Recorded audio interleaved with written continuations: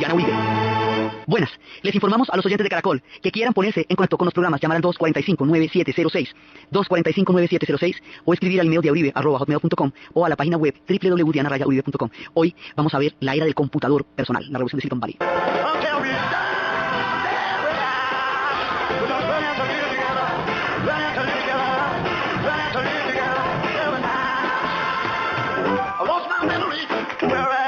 La vez pasada estábamos viendo los últimos movimientos que terminan la década. Estábamos viendo por un lado la llegada del hombre a la luna, por el otro lado los movimientos de las mujeres, los movimientos gays, los movimientos ecologistas.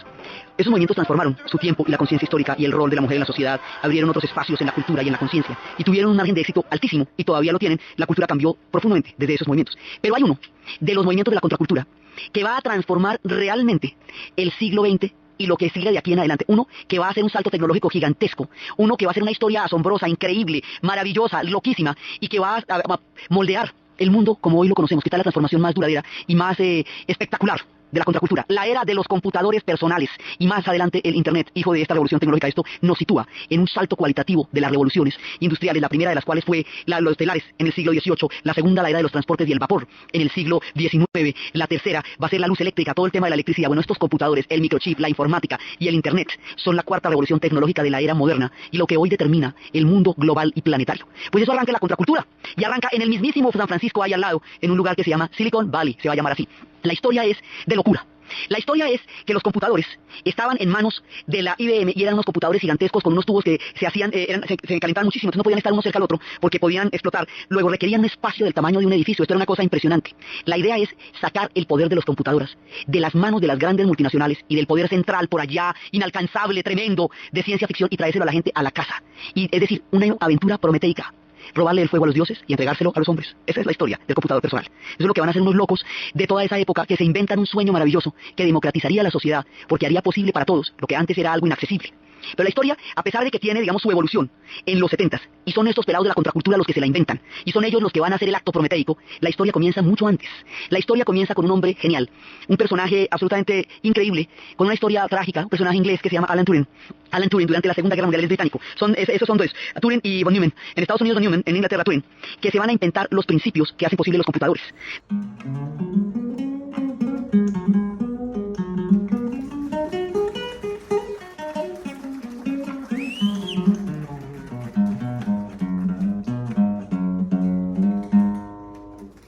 Entonces ellos empiezan, lo que va a hacer Turing es mezclar una serie de elementos, mezclar elementos de la física cuántica, de la mecánica, de la matemática, de la lógica, de los sistemas binarios. O sea, es una cosa bastante compleja, porque él va a diseñar una máquina para descifrar las claves alemanas, una máquina para poder descifrar los códigos durante la Segunda Guerra Mundial. Esa máquina tiene que funcionar con un sistema binario. Un sistema binario es un sistema en el cual las cosas pueden ser sí o no, o sea, por impulsos eléctricos. Usted tiene que desarrollar un sistema lógico. Todo problema lógico se va a poder resolver con el sistema binario, que son impulsos eléctricos. Si un problema no es lógico, pues no lo puede resolver el sistema binario. ¿Qué me voy a poner hoy? Sí, ese tipo de cosas, si me quieren o no me quieren, bueno, no me puede. Pero si usted quiere un sistema de organizar información y descifrar claves, ellos lo van a diseñar. Y él va a aplicar los principios de la física cuántica y va a aplicar la mecánica para poder diseñar la máquina físicamente, para poder desarrollar las claves. Y efectivamente, la máquina de Turing es el origen del computador. Y ese es lo que él hace para poder descifrar las claves alemanas. Y eso va a ser muy importante, porque efectivamente él va a lograr descifrar una gran cantidad de información, va a ser nombrado héroe, van a condecorarlo, va a ser, digamos, uno de los puntos centrales de todo el sistema de inteligencia de la época. Pero más adelante, durante la Guerra Fría, cuando se establezca la alianza entre los Estados Unidos y la Gran Bretaña, en Estados Unidos está Von Neumann, cuando se establezca la alianza y empiecen a trabajar conjuntos en las redes de espionaje, en las épocas del MI6 y en las épocas de la CIA, en ese momento hay un manual que dice que personas homosexuales no pueden trabajar en las redes de espionaje porque pueden ser chantajeables. Turing era homosexual, pero él era homosexual abiertamente en una época en que no se usaba. Nació en 1912. Entonces, en los 40 esto no se usaba de ninguna manera. Lo que le dijeron de que él podría ser vulnerable al chantaje no era posible porque él abiertamente había asumido esa posición en la vida. Entonces, lo van a desesperar tanto que este hombre, de una genialidad parecida a la de Albert Einstein, va a terminar suicidándose después de un juicio que le hacen, de un juicio parecido al que le hicieron a Oscar Wilde, donde no valió ni la genialidad ni su aporte a la especie, sino simplemente su opción sexual. Después de eso, él muere en oscuras circunstancias. Se come una manzana que contenía potasio, o sea, tenía un veneno de cianuro de potasio, como si uno le pudiera echar a las manzanas cianuro de potasio por ahí. Entonces, así murió. La mamá dice que se equivocó, pero pues se cogió justo la manzana que tenía el cianuro de potasio, fíjate tú. Entonces, pero este hombre inventó la máquina de Turing, que es el principio de los computadores. Están en una especie de rieles, como rieles, era donde estaban, y luego van a pasar a los tubos de vacío. Los tubos de vacío son los que tienen un tamaño absolutamente gigantesco, razón por la cual eso no cabían en ninguna parte y se requerían esos edificios enormes. Pues se acuerdan, la computadora de 2001 es una cosa enorme, ya eran de ciencia ficción. Después se descubrieron unos cristales, los físicos cuánticos que están detrás de todo el siglo XX, que habían creado la escuela de Copenhague a comienzos del siglo para poder hacer sus investigaciones subatómicas, los de las partículas, toda esta gente que está trabajando desde hace tiempos. Ellos hablan de unas partículas que son muy raras porque son como semiconductores, o sea, las partículas pueden ser conductores o no, o aislantes. Esto no es una cosa y otra, es como un semiconductor. Eso puede transformar la corriente alterna a corriente continua. ¿Se acuerdan cuando estábamos hablando de ese tema? Bueno, y además no se funden, y son pequeños. A esto lo vamos a llamar los transistores, y el transistor es lo que hace posible que ya no sean esos tubos gigantescos, sino que se puedan hacer partículas muy pequeñas, estos cristales son muy pequeños, y se pueden integrar, pueden hacer circuitos integrados. El transistor es el invento del mundo porque eso es lo que hace cuando estábamos viendo la historia de la radio. ¿Se acuerdan cuando los radios eran del tamaño de un televisor? Que era una rematarostra impresionante, era porque funcionaban con tubos. Cuando los radios se hacen pequeños, es porque funcionan con transistores. Hoy por hoy se pueden meter en un bolsillo, y es más grande pues el audífono que el radio. Eso es porque hay una tecnología de transistor, o si no, tendríamos una media nevera, que era lo que eran los radios antes. Bueno, pues igual que la radio, eso no se va a poder hacer en el transistor. Entonces ahí vamos a trabajar con circuitos integrados. Y ahí es cuando van, esos circuitos integrados tienen unas partículas que tienen la misma forma. Ellos le daban como la idea, ¿se acuerdan esas galletas que tienen chispitas de chocolate? O esos helados que tienen chispitas de chocolate, bueno, lo llaman chips. Entonces a estas partículas de silicio las vamos a llamar chips. Como son tan chiquititas, las vamos a llamar microchip. Y con el microchip sí se puede hacer un computador, ahora sí, y ya no son esas cosas tan impresionantes. Entonces eso ya se pueden hacer unidades de memoria gigantescas. Esto es, y por eso se van a ganar el premio Nobel y todo eso. Ya tenemos, digamos, las posibilidades para poder hacer eso y empezar a desarrollar una inteligencia artificial, es decir, una inteligencia que pueda resolver problemas lógicos con un sistema binario. Y empieza, digamos, a darse todo el desarrollo, ¿sí? Y ya empiezan a construir la primera computadora electrónica. Estos son 46, 47, ya en el 47 se perfeccionan los transistores, ya después se fundan los semiconductores en Palo Alto, y ya después empiezan a compartir precisamente John Bardeen y Walter Brattain y William Stokely comparten el premio Nobel de Física por el transistor. Y ya se fundan la Fairchild de semiconductores, y se hace el primer intento de diseño de una computadora en el 59, y así, pero se van creando esas computadoras muy grandes. Entonces ahora, en el momento de nuestra historia, ya existe la computadora, pero es inaccesible a la gente.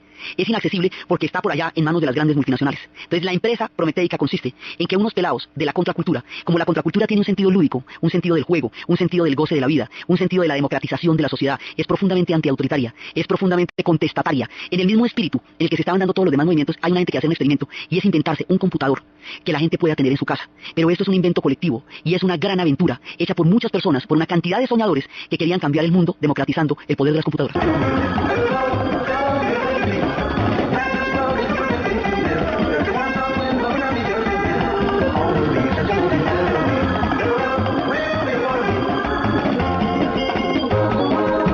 La idea es que ellos van a lanzar, son Hobbs, son unos muchachos por allá, van a lanzar en un garaje.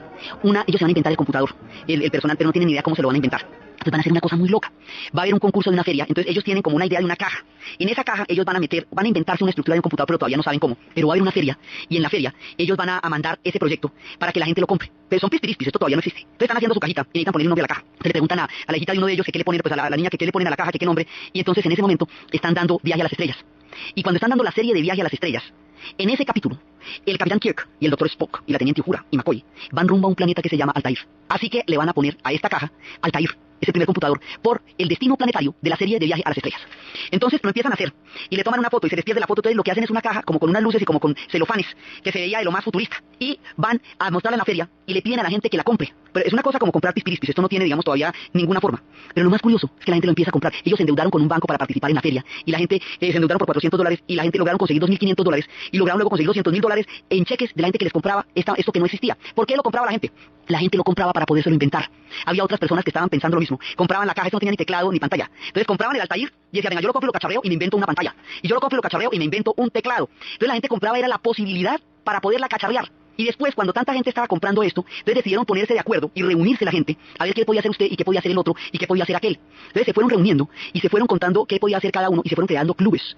Y los clubes que se fueron creando se llamaban Brewing Homes. Brewing es como una cosecha casera, como una fermentación de cerveza casera. Haga de cuenta como un alambique, es lo que la palabra significaba. Como el bricolaje, es la época de hágalo usted mismo. Entonces ellos empiezan a juntarse en los clubes. Estos clubes van sumando los cacharreos que cada uno de ellos va haciendo en su casa y entre unos y otros se van inventando el computador personal. O sea, lo que hacen es lanzan la idea al público y el público empieza a comprarla para crearla. O sea, compraron la posibilidad de una idea. Esto se parece a un viejo cuento infantil que se llama La Sopa de Piedras, que es una historia de unos soldados que habían caminado mucho, venían de una batalla, agotados, llegaron a un pueblo, pidieron comida y nadie les dio comida. Entonces los soldados se hicieron en la plaza del pueblo y dijeron que iban a hacer una sopa de piedras. Prendieron una fogata y empezaron a cocinar las piedras. Entonces la gente del pueblo les dijo que querés abogada. ¿Cómo iban a hacer una sopa sin una olla? Entonces un tipo les trae una olla porque no eran brutos, sino vayan a hacer una sopa sin olla. Entonces le echan agua a la olla con las piedras. Entonces pasa otro y les dice que eso que llaman, que cómo les ocurre cocinar las piedras, no es que no se les entre el agua, más bien es que le papa. Entonces luego pasa otro y dice, y eso que llaman una papa y con una piedra, pues echen una cebolla para que tenga sabor a algo. Entonces otro pasa y le echa un pedazo de gallina que tenía ahí pues para que tenga sustancia, porque ¿qué llaman eso? Finalmente terminan comiéndose el que sancocho a punta del pueblo criticarlos y cada uno aportándoles que la cebolla, que la sustancia de gallina, que el hueso poroso, que todo, y terminan haciéndose una sopa tremenda. La historia del computador personal es como la historia de la sopa de piedras, porque todo el mundo compraba el invento para echarle que la zanahoria, que la gallina, que la sustancia, hasta que eso termina siendo un computador personal. Es una creación colectiva, es un acto lúdico, es una manera de experimentar la creación de un invento que sea posible en la vida cotidiana. ¿Se acuerda que estamos hablando de las revoluciones de la vida cotidiana? Que estábamos hablando de las microrevoluciones. Era quitarle el poder a las grandes corporaciones y las grandes corporaciones tenían el poder de los computadores. Pues esto era una manera de inventárselo. La idea era inventarse eso para hacer juegos, en principio para poder hacer juegos. El elemento lúdico es muy importante en la época de la contracultura, y el profundo optimismo de que cualquier cosa que a usted se le ocurre la puede lograr, movía montañas. Esta gente propuso parar una guerra a punta de marchas y de canciones y la paró, desegregar el sur y lo desegregó. Se propusieron cosas gigantescas, solamente con la profunda convicción de que las podían hacer porque estaba en toda su intención hacerlas. Eso, digamos, si hay algo que es particular de la contracultura, y por eso se llama una utopía, era la fe profunda en el éxito de todo aquello que no se había intentado jamás, que no existía, que solo era un sueño y que se podía hacer y que se hizo. Y los logros de esta gente fueron colosales. En ese mismo espíritu, dentro de ese mismo sentido utópico y dentro de esa misma empresa delirante de los sueños, pues ellos se proponen hacer el computador personal, y entre todos, poco a poco, con un invento y con el otro, van creando esta nueva mirada del mundo que significa un salto tecnológico gigantesco.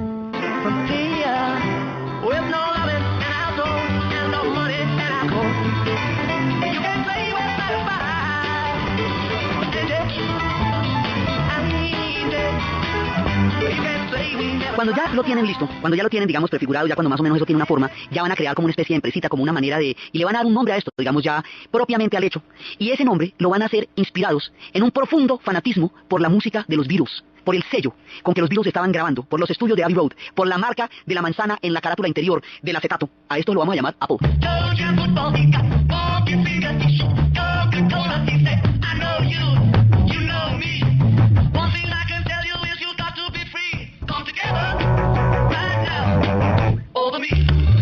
Se va a llamar Apple. La idea de la manzana es una idea amable, un computador que se pueda manejar, que tranquilamente se pueda hacer, porque eso, como eres máquina de una alta complejidad, esto se va a hacer amigable para que la gente lo pueda entender y lo pueda manejar. Entonces, la idea es que como usted necesita instrucciones para poder manejar los computadores, las instrucciones se pueden meter dentro del mismo computador, las listas del mercado se pueden meter dentro del computador, los juegos, que era para lo que se habían hecho, se pueden hacer dentro del computador, inclusive se empiezan a comprarlo los colegios para llenarlos de contenidos académicos y para poder meter ahí cosas que puedan enseñar a los pelados, empiezan a usarse los computadores, y con los computadores empieza a pasar una cosa como, ¿se acuerdan cuando la historia del petróleo, que al principio eso servía para todo y no servía para nada? Y que le daban usos de tónico para las lámparas, para toda clase de cosas, para el fuego griego. Bueno, con esto va a pasar que es una posibilidad, y en la medida en que es una posibilidad, está al alcance de todos darle el uso, no solo la composición misma, sino el para qué lo voy a usar yo. Y eso es lo que es verdaderamente democrático, la idea de que usted lo que lanza es un prospecto, una probabilidad de ser usado de cualquier manera. Entonces, más adelante eso ya lo van a volver Apple Macintosh. Entonces, a todas estas, hay un personaje que estuvo trabajando por su lado, un personaje, este es un pelado rico, que va a trabajar con Alan, son los dos, y que tiene la idea de trabajar sobre el Altair, pero a este tipo se le ocurre la manera de hacer programas. Va a hacer programas, digamos, el funcionamiento ya del computador, pues esto es un invento colectivo, pero él tiene los programas, él tiene el DOS, y con los programas, pues esto ya tiene una consistencia mucho más funcional, es lo que hace que funcionen, mucha gente está en eso, pero este tipo se llama Bill Gates, ¿sí? Y lo va a hacer con Allen, y van sobre el mismo Altair, y hablan con Hobbes y con esta gente, y empiezan a trabajar lo de crear los programas. Cuando Bill Gates está haciendo los programas, son todos de la misma, digamos, de la misma cochada, de la misma generación, del mismo tiempo, son los que van creando esto, y como van más adelante a trabajar al lado de San Francisco, en Silicon Valley, pues todo eso se llama Silicon Valley. Bueno, el asunto es que sobre el invento que hizo esta gente, sobre el Altair, Bill Gates propone los programas. Y al hacer los programas, ya esto tiene toda una consistencia y una posibilidad de ya grande. Y cuando están haciendo eso, en ese momento, la IBM empiezan a trabajar lo de crear los programas. Cuando Bill Gates está haciendo los programas, son todos de la misma, digamos, de la misma cochada, de la misma generación, del mismo tiempo, son los que van creando esto. Y como van más adelante a trabajar al lado de San Francisco, en Silicon Valley, pues todo eso se llama Silicon Valley. Bueno, el asunto es que sobre el invento que hizo esta gente, sobre el Altair, Bill Gates propone los programas. Y al hacer los programas, ya esto tiene toda una consistencia y una posibilidad de ya grande. Y cuando están haciendo eso, en ese momento, la IBM se da cuenta que la sacaron del mercado, que ya, no he dicho, que se quedó mirando un chiste, mire todo lo que pasó. Entonces llaman a Bill Gates, y esa es la llamada que cambia la historia. Le dicen, ¿y usted por qué no hace eso mismo que está haciendo con ellos? Hágalo para nosotros. Y el tipo dice, bueno, sí, me suena, pero hagamos una cosa. El computador evidentemente va a ser un computador IBM, pero el programa y el derecho intelectual de creación de programa es mío. Y ahí está el detalle, Microsoft. Entonces, porque a ellos lo que les interesaba era el hardware, pero el software, ese va a ser de Bill Gates. Entonces, ahí es cuando el hombre se monta en la cresta de la ola, y esto pasa de ser un invento colectivo de severidad de estos, de aquellos, de los demás allá, se convierte en un negocio también muy grande, con un carácter ya bastante más personal, que es el hecho de que Bill Gates esté metido, y el hombre empieza con toda su historia empresarial y su impresionante creatividad a perfeccionar esto, hasta llegar a perfeccionar los grandes sistemas, el sistema Windows y todo eso, y ya, digamos, ya existe, por un lado el IBM, por el otro lado está el Apple Macintosh. Pero ¿qué es lo que pasa con el IBM? Que se estandariza. Cuando estábamos contando la historia del petróleo, habíamos visto que el petróleo tenía una calidad variable y que de pronto se buscaba que tuviera una calidad que siempre fuera la misma. Eso se llama estandarizar. Entonces, cuando se estandariza el computador personal, quiere decir que todos los computadores pueden ser compatibles. Al ser compatibles los computadores, porque ya tienen un sistema estándar, no sabemos si es el mejor o no, pero es el estándar, que es lo que aísla a la gente de Apple al principio. Hoy día ya esas cosas no existen, pero cuando esto comienza así, esa estandarización es la que hace posible las redes, porque todos los computadores se pueden conectar los unos con los otros. Entonces ya no solamente salieron de las empresas, ya no solamente están en las casas, ya no solamente llegaron a los hogares, sino que ahora se pueden conectar. Y al conectarse, se están creando las redes, y luego un gigantesco secreto va a filtrarse por esta vía y va a globalizar el mundo.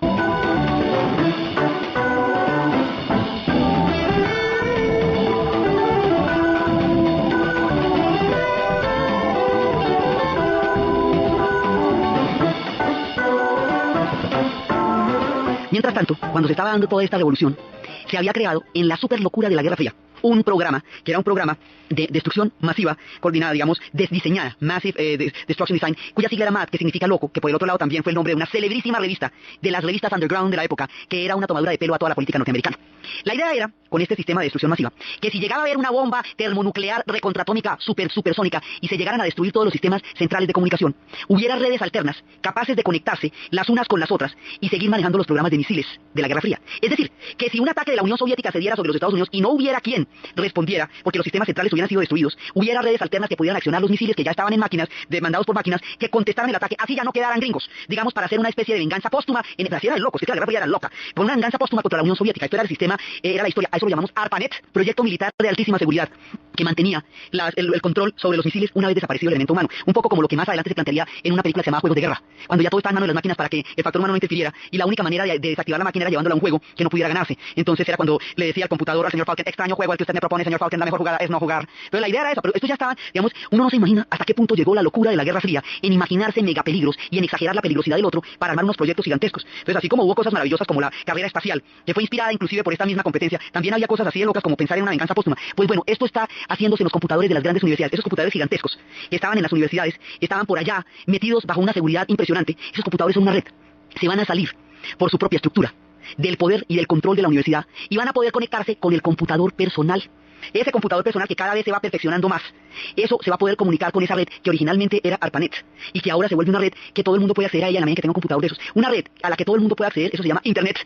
Y el Internet, pues es la capacidad de conectar el mundo. Ni en la historia más impresionante de ciencia ficción se pudieron imaginar estos muchachos del Altair que salieron con su sopa de piedras a buscar la democratización del poder de los computadores, que una cosa de este tamaño iba a ocurrir. El microchip se volvió el punto fundamental de la revolución tecnológica. La era de la industria y el acero terminó. Los mineros en Escocia vieron sus minas cerradas porque ya el puntal de la tecnología no estaba dado por los altos hornos como estaba sucediendo antes, sino por el microchip, y es aquí en la informática y es en el computador personal donde se está definiendo la capacidad tecnológica de una sociedad, y los sectores punta que sean capaces de lograr eso son los que van llevando la delantera en la escalada tecnológica de este salto de la revolución industrial en el siglo XX, y el que no se va quedando atrás.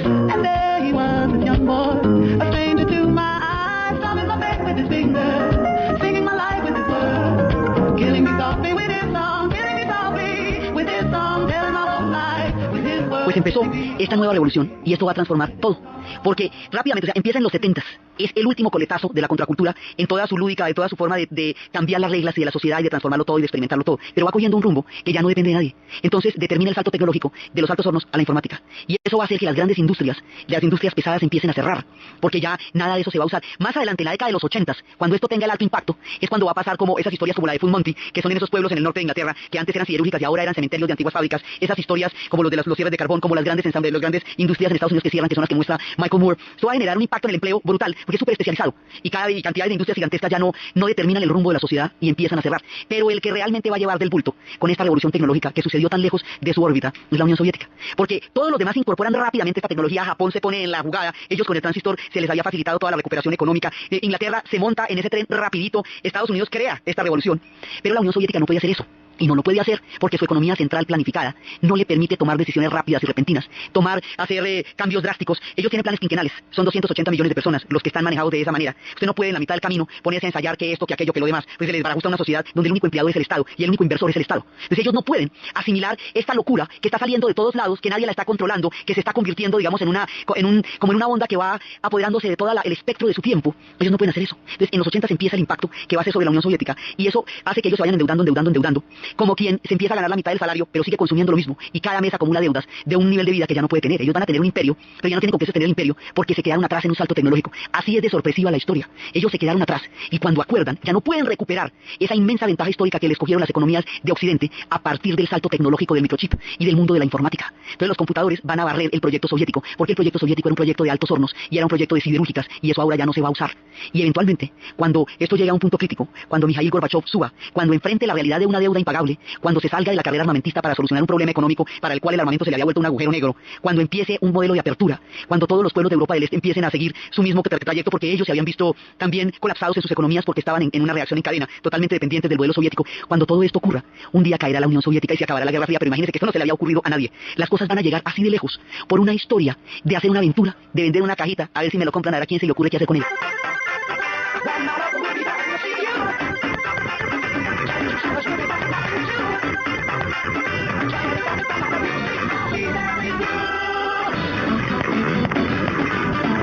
De esa manera va creándose un nuevo salto tecnológico nunca antes imaginado. Y ya después, cuando todo el mundo esté en la red, cuando ya entonces se van a hacer los buscadores y los navegadores, y ahí en esa oleada es que se va a montar Bill Gates. Los de Apple van a ser tiendas, ya no solamente clubes, sino tiendas, y van a seguir evolucionando. Y esto, digamos, esto no tiene dónde terminar, porque esto va a llegar hasta los iPods, hasta los iTunes, esto va a llegar hasta, digamos, vaya, no, está en eso, porque es una cosa que está en pleno desarrollo. Después van a poder bajar la música de ahí, y ahí es cuando se va a armar el lío entre Apple, que era, digamos, el sello de los Beatles, donde se hicieron los discos como Abbey Road, como Let It Be, por el sello Apple, y Apple lo que va a ser la marca de Apple Macintosh, que en la película de Forrest Gump hay un chiste en el cual la película de Forrest Gump es una alegoría a toda la década de los 60 en una cantidad de chistes maravillosos. Uno de esos es que le preguntan que fue uno de los antiguos soldados que combatió con él en Vietnam, que ahora estaba metido en el negocio de las frutas y que tenía una manzanita y le mostró el logo de la manzana y se llama como Apple.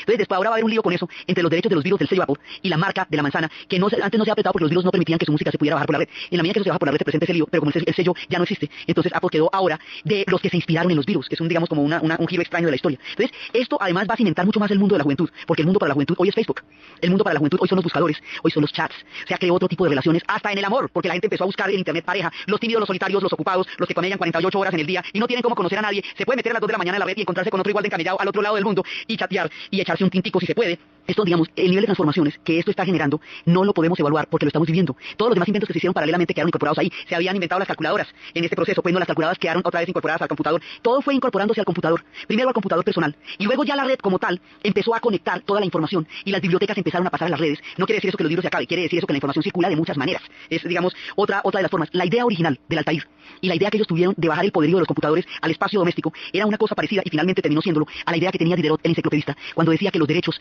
solamente se podían ejercer cuando se les conocía y la manera de conocerlos era tener acceso al conocimiento y la manera de tener acceso al conocimiento era divulgarlo, popularizarlo y hacerlo posible para el alcance de todo el mundo. Y con esa idea en la ilustración se hizo la enciclopedia, una cosa del tamaño de la enciclopedia en términos del conocimiento, del tamaño de la imprenta en términos de la publicación de libros y de la difusión de las ideas, del tamaño de las grandes revoluciones modernas es el computador personal y el internet, y es el aspecto quizás más sobresaliente de todo, digamos, más impactante, de mayor impacto social histórico, de cuanto se descubrieron y se intentaron en la contracultura y salió de ese garaje del capítulo de Viaje a las Estrellas, de una venta de pispirispis, de unos contestatarios que como un juego lúdico quisieron quitarle fuego a los dioses y dárselo a los hombres. Y con el computador personal hemos desarrollado una de las historias más impresionantes de revoluciones tecnológicas del proyecto histórico que ellos han desarrollado como sociedad y que no le pertenecía originalmente a nadie. Era simplemente un llamado al viento que se convirtió en una gigantesca transformación. Otra de las cosas que va a cambiar profundamente durante este periodo es el cine. La manera como empiezan a aparecer los antihéroes, como la revolución sexual se va a ver reflejada en el cine, como los temas empiezan a cambiar radicalmente a contar las historias de los perdedores y las historias del Watergate y todas las demás situaciones que van pasando a medida que van avanzando las décadas es lo que vamos a ver en el siguiente programa. Entonces, desde los espacios de los garajes, de Silicon Valley, de los cristales, de la tragedia y la genialidad de Alan Turing, de la oportunidad de Bill Gates, de las historias de Apple, de los juegos y de los clubes, del intercambio y del contacto, de la libertad de la circulación de las ideas, de la ampliación del conocimiento y la mente a través de una mezcla entre los cristales, la física cuántica, la mecánica, el sistema binario y un poco de libertad. En la narración, Diana Uribe, en la producción, Jessy Rodríguez. Y para ustedes, feliz fin de semana.